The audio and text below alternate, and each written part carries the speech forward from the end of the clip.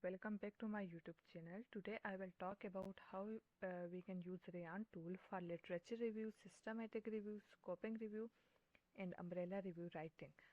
For the Rayyan tool, first you have to create your account. I already have account, so I just log in. Then you have to click on create new review.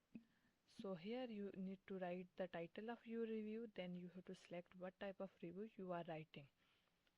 Then you have to mention the review domain, and then you have to write some small description of your review, and then you can upload the article that you have downloaded from PubMed, Google Scholar or any other databases. Then you have to invite members. I already have review, so I open my review here.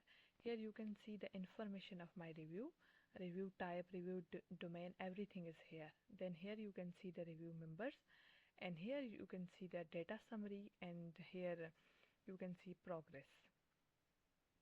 So review data, if you will click on the review data, you will find all the review data that you uploaded.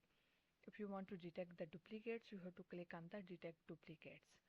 So you can add more article here by if you will click on the upload full text, you can upload the full text, and if you will click on the references, you can add the references. Then in the screening process, you can screen the abstract. So first you will read all the abstract of each article, and then you will select the abstract. If you want to include, click on the include. If you want to exclude, you can click on the exclude. Also you can write the reason here why you want to include or exclude. And if you are confused, you can't decide, then you can click on maybe.